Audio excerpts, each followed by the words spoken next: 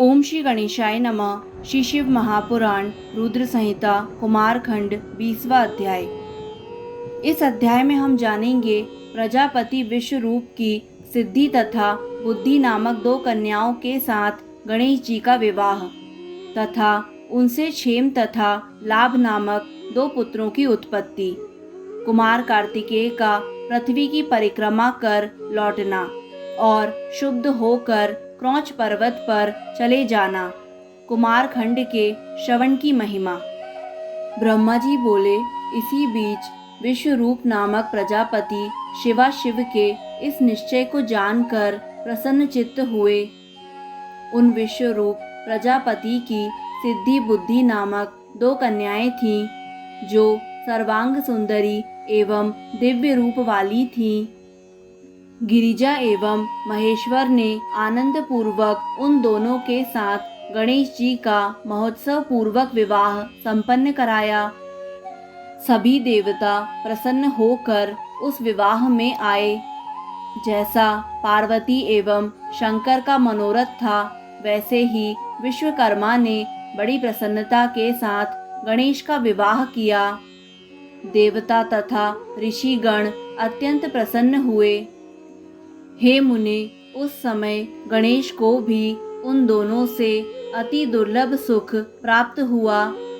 उस सुख का वर्णन नहीं किया जा सकता है। कुछ समय बीतने के बाद महात्मा गणेश जी को उन दोनों भार्याओं से दो दिव्य पुत्र उत्पन्न हुए। गणेश जी की सिद्धि नामक पत्नी से क्षेम नामक पुत्र उत्पन्न हुआ तथा बुद्धि से लाभ नामक परम सुंदर पुत्र उत्पन्न हुआ। इस प्रकार गणेश जी अचिंत्य सुख का उपभोग करने लगे। इसके बाद शिव जी के दूसरे पुत्र कार्तिकेय पृथ्वी की परिक्रमा कर वहां आ गए।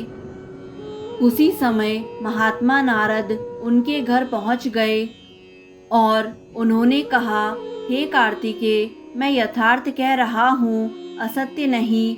न छल से अथवा न मत्सर से कह रहा हूँ।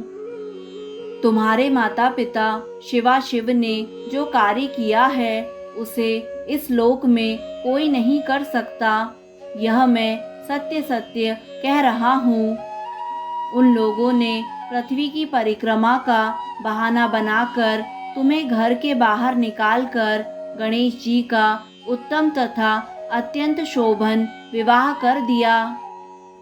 इस समय गणेश जी का विवाह हो गया है। उन्हें विश्वरूप प्रजापति की अत्यंत मनोहर रत्न रूपा दो कन्याएं स्त्री के रूप में प्राप्त हुई हैं। शुभ अंगों वाली उन दोनों पत्नियों से उन्होंने दो पुत्र भी उत्पन्न किए हैं। सिद्धि से क्षेम तथा बुद्धि से लाभ नामक सर्व सुखप्रद पुत्र प्राप्त किए हैं।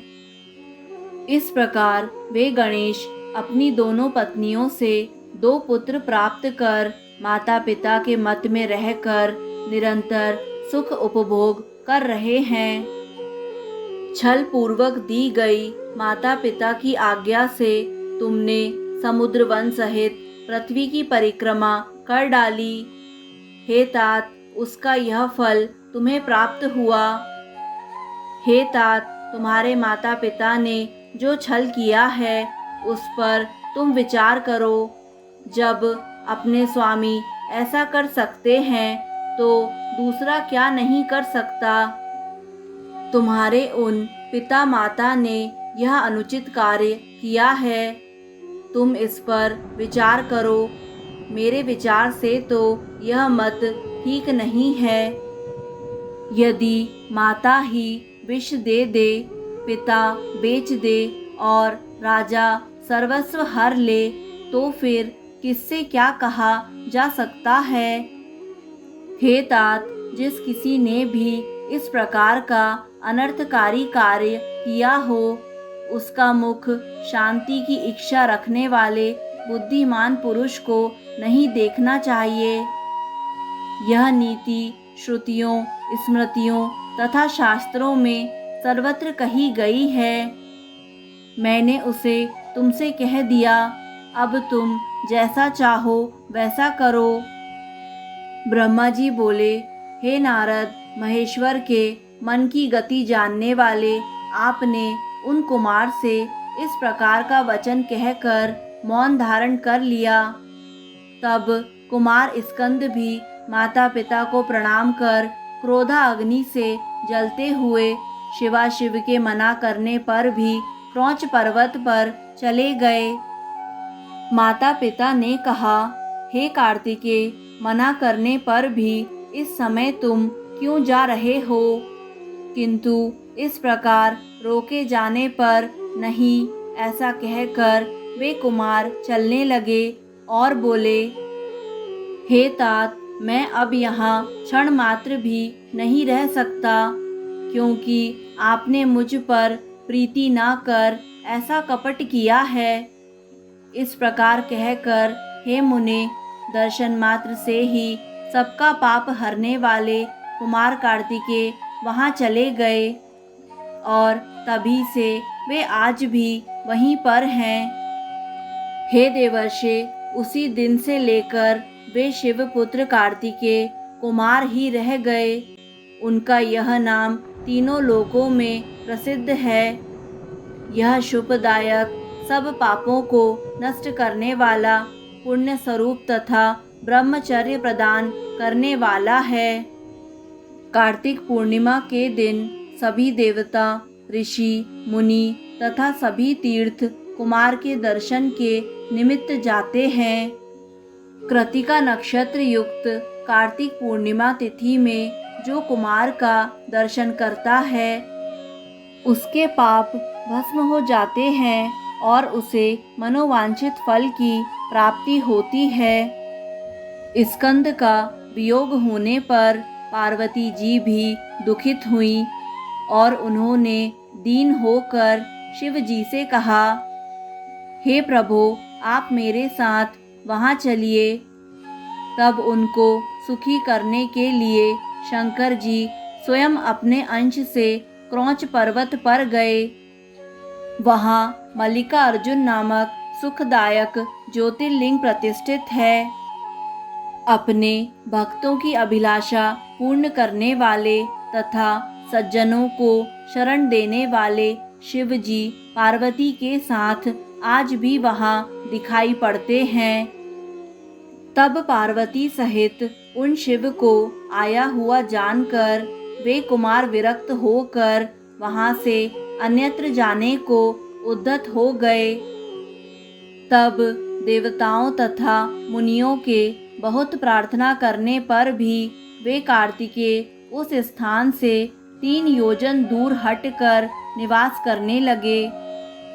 हे नारद, पुत्र के स्नेह से आतुर वे दोनों शिवाशिव कुमार के दर्शन के लिए पर्व पर्व पर वहाँ जाते रहते हैं।